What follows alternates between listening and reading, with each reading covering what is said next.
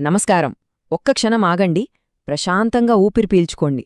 ఆ ఎగ్జామ్ హాల్లో ఆ గడియారం టిక్ టిక్ మంటూ తిరుగుతుంటే ఆ టెన్షన్ ఎలా ఉంటుందో నాకు బాగా తెలుసు. కాని ఒక్క విషయం గుర్తుపెట్టుకోండి. పోటీ పరీక్షలనేవి మనం ఎంత చదివామో టెస్ట్ చేయడానికి మాత్రమే కాదు, ఆ ఒత్తిడిలో మనం ఎంత తెలివిగా ఆలోచించగలమో చూడ్డానికి కూడా. ఈరోజు మనం పాఠాలు నేర్చుకోవట్లేదు, మనం నేరుగా క్వశ్చన్ పేపర్ సెట్ చేసేవాళ్ల మైండ్లోకెళ్తున్నాం. వాళ్లు పండే ఉచ్చుల్ని ఎలా ఛేదించాలో తెలుసుకుంటున్నాం. ఈ వాక్యాన్ని మీ మైండ్లో బలంగా నాటుకుపోయేలా చేసుకోండి. ఇది పరీక్ష కాదు, ఇదొక వ్యూహాత్మక గేమ్. వాళ్లు మిమ్మల్ని చరిత్ర గురించి అడగట్లేదో, ఆ చరిత్రలో దాగి ఉన్న ఉచ్చుల నుండి మీరు ఎలా బయటపడతారో చూస్తున్నారు. ఈరోజు మన గేమ్ ఫీల్డ్ 1857 తిరుగుబాటు. వాళ్ల ఆలోచనా విధానాన్ని మనం రివర్స్ ఎంజినీరింగ్ చేసి వాళ్ల ప్లేబుక్నే మన ఆయుధంగా మార్చుకుందాం. సరే, అయితే మొదలు పెడదాం. మన ప్రత్యర్థిని అర్థం చేసుకుందాం. ఇక నుంచి మనం సమాధానం చెప్పే స్టూడెంట్లా కాదు, ప్రశ్నను తయారు చేసేవాళ్లలా ఆలోచించాలి.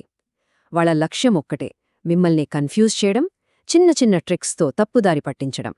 మనం వాళ్ల ప్లాన్స్ని ముందుగానే ఊహిద్దాం. ఇక్కడే ఉంది అసలు సీక్రెట్. ప్రతి కష్టమైన ప్రశ్న, ప్రతి ట్రాప్ వాళ్లు కొత్తగా కనిపెట్టిందేమీ కాదు. అన్నీ కూడా ఈ 6 రకాల నమూనాలలో ఒకదానికి చెందినవే. దీనినే నేను ఎగ్జామ్ ట్రాప్ అనాటమీ అంటాను. ఒక్కసారి మనం ఈ ప్యాటర్న్స్ని గుర్తుపట్టడం నేర్చుకుంటే చాలు, భయం పోయి ధైర్యం వస్తుంది. అప్పుడు మనకు ప్రశ్న కనపడదు, దాని వెనకున్న ప్లాన్ కనపడుతుంది. వాళ్ళ మొదటి ఎత్తుగడ లెవెల్ 1 ఫ్యాక్చువల్ ట్రిగర్స్. ఇవి చూడడానికి చాలా సింపుల్గా, స్ట్రెయిట్ ఫార్వర్డ్గా ఉంటాయి. పేర్లు, తేదీలు, సింబల్స్. కాని చాలామంది జారిపడేది ఇక్కడే. ఒకేలా వినిపించే పేర్లు, దగ్గరగా ఉండే సంవత్సరాలు ఇచ్చి మన కాన్సంట్రేషన్ని దెబ్బతీయాలని చూస్తారు. ఉదాహరణకు ఇది చూడండి. గవర్నర్ జనరల్ క్యానింగ్, బ్రిటిష్ ప్రధాని పామర్స్టన్. విడివిడిగా చూస్తే మనకు తెలుసు. కానీ ఎగ్జామ్ టెన్షన్లో టైం పరిగెడుతున్నప్పుడు ఈ రెండింటి మధ్య కన్ఫ్యూజ్ అవ్వడం చాలా ఈజీ. ఎగ్జామినర్కి విషయం బాగా తెలుసు. వాళ్ళు మన ఆందోళన మీదే పందెబ్రాస్తారు. అందుకే ప్రశాంతంగా ఉండాలి, వివరాల్ని గమనించాలి. ఓకే, ఇక వాళ్ల ప్రధాన దాడి వ్యూహాల లోతుల్లోకి వెళ్దాం. ఈ ట్రాప్స్ని ఎలా విడగొట్టాలి, వాటి పవర్ని ఎలా జీరో చెయ్యాలో నేర్చుకుందాం. గుర్తుంచుకోండి, ప్రతి ఉచ్చుకు ఒక విరుగుడుంటుంది. ఇదిగో వాళ్ళకు బాగా ఇష్టమైన ట్రాప్స్లో ఒకటే మ్యాచ్ మ్యాట్రిక్స్. అదేనండి, జతపరచడం. నాయకుణ్ణి వాళ్ల ప్రాంతంతోనో లేదా వాళ్ల ప్రత్యర్థితోనే జతచేయమంటారు. ఇది మన జ్ఞాపక శక్తిని మాత్రమే కాదు, ఆ సంబంధాల్ని మనం ఎంత బాగా గుర్తుపట్టగలమో కూడా పరీక్షిస్తుంది. వాళ్ళు ఈ ట్రాప్స్ని ఎలా సెట్ చేస్తారో చూడండి. నానాసాహెబ్ను కాన్పూర్తో, రాణి లక్ష్మీబాయిని హ్యూరోస్తో జతచేస్తారు. కాని అక్కడే ఇంకో ట్విస్ట్ ఇస్తారు. తాంత్యాతోపే అసలు పేరేంటి అని అడుగుతారు. లేదంటే బీహార్ అనకుండా జగదీష్పూర్ లేదా ఆర్రా అని ఇచ్చి మనల్ని కన్ఫ్యూజ్ చేస్తారు. ఇవన్నీ మన దృష్టిని మళ్చడానికే. మరి ఈ మ్యాచ్ ట్రాప్స్ని బీట్ చేయడానికి ఇదిగో మన మెంటల్ చెక్లిస్ట్. 1. ప్రతి నాయకుడిని వాళ్ల ప్రధాన కేంద్రంతో లింక్ చేయండి. 2. తాంత్యాతోపేలాంటి వాళ్ల అసలు పేర్లు, మారుపేర్లు గుర్తుంచుకోండి. 3. జాన్ నికల్సన్ లాంటి డెకాయ్స్ అంటే ఫేక్ ఆప్షన్స్ ఉంటాయి. అతను చనిపోయింది ఢిల్లీలో, లక్నోలో కాదు, జాగ్రత్త. 4. ఒకే ప్రాంతానికి వేరే పేర్లున్నాయేమో చూసుకోండి.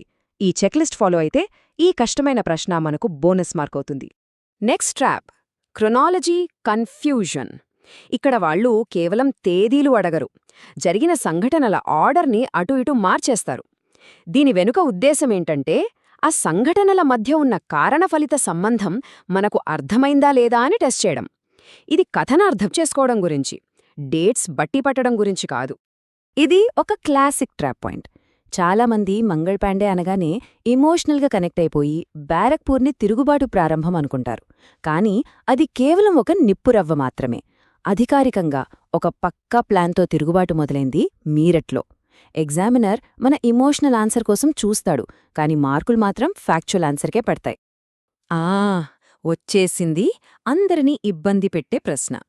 వీరిలో ఎవరూ పాల్గొనలేదు. ఈ ప్రశ్న చూడగానే మనం చదివిన దానిమీదే మనకు అనుమానమొస్తోంది. అయ్యో, నేనిది చదవలేదే అనిపిస్తుంది. కాని కంగారు పడకండి, దీనినెదుర్కోడానికి కూడా మన దగ్గర ఒక సిస్టమ్ ఉంది. దీనికి విరుగుడు ఎలిమినేషన్. మనం సరైన సమాధానం వెతకం, తప్పు సమాధానాల్ని ఏరిపారేస్తాం. అన్నింటికన్నా సులువైన టార్గెట్ ఏంటో తెలుసా? అనాక్రోనిజం ట్రాప్స్.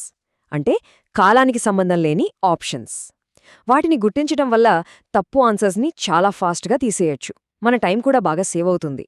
ఈ ట్రాప్స్ని బ్రేక్ చేయడానికి ఇదిగో మన ర్యాపిడ్ ఫైర్ చెక్లిస్ట్. స్టెప్ 1. ఆప్షన్స్లో ఎవరైనా టైం ట్రావెలర్స్ ఉన్నారా చూడండి. 1857 తిరుగుబాటు ప్రశ్నలో భగత్ సింగ్కి ఏం పని? వెంటనే ఆ ఆప్షన్ని కొట్టేయండి. స్టెప్ 2. బ్రిటిషర్స్కి సపోర్ట్ చేసిన వాళ్ల కోసం చూడండి. గ్వాలియర్ సింధ్యాలున్నారా? వాళ్ళు బ్రిటిష్ వాళ్ల వైపున్నారు. తీసేయండి. అంతే. 4 ఆప్షన్స్ ఉన్న కష్టమైన ప్రశ్న ఇప్పుడు 2 ఆప్షన్స్ ఉన్న ఈజీ ప్రశ్నగా మారిపోతుంది.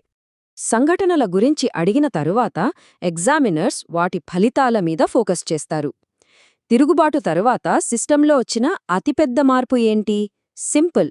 ఈస్ట్ ఇండియా కంపెనీ పాలన పోయి నేరుగా బ్రిటిష్ రాణిగారి పాలన వచ్చింది. ఇది చాలా పెద్ద మార్పు. దీనిమీద క్వశ్చన్ పక్కాగా వస్తుంది. ఇప్పటిదాకా మనం ప్రశ్నల గురించి మాట్లాడుకున్నాం. ఇప్పుడు మన గురించి మాట్లాడుకుందాం.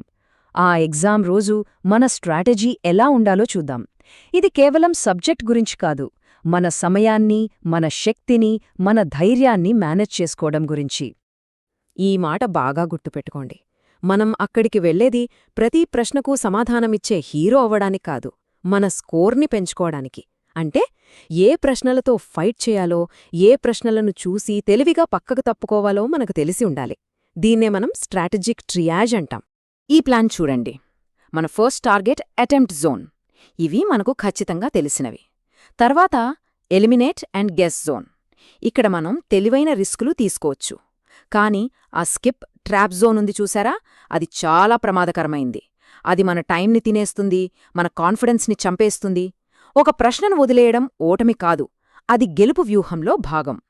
దాన్ని వదిలేసి ముందుకు సాగండి.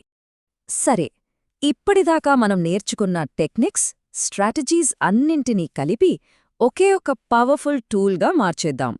మన అల్టిమేట్ వెపన్. ఇదిగోండి, ఇదే మాస్టర్ 1857 చీట్ కోడ్. ఎగ్జామినర్ ప్లేబుక్ని రివర్స్ ఇంజనీరింగ్ చేసి ఒకే ఒక పేజ్లోకి తీసుకొస్తే ఇలా ఉంటుంది. ముఖ్యమైన ఫ్యాక్ట్స్, మ్యాచింగ్ పాయింట్స్, ఎలిమినేట్ చేయాల్సిన వాళ్ళు అన్నీ మీ చేతిలో ఉంటాయి. ఇది ఎగ్జామ్ హాల్లో మన సేఫ్టీ నెట్. ఈ చీట్ కోడ్లో ఉన్న ప్రతి భాగం మనం ఇంతకుముందు మాట్లాడిన ఒక్కో ట్రాప్కి కౌంటర్ లాంటిది. Q1 ఫ్యాక్చువల్ ట్రిగర్స్ని డీల్ చేస్తుంది. Q2 మ్యాచ్ మ్యాట్రిక్స్ని బ్రేక్ చేస్తుంది. Q3 ఎక్స్క్లూజన్ ట్రాప్స్ని డిఫ్యూజ్ చేస్తుంది. Q4 ఫలితాల మీద మనకు గ్రిప్ ఇస్తుంది. అన్నీ ఒకే దగ్గర. ఇప్పుడు నేను చెప్పేది చాలా జాగ్రత్తగా వినండి.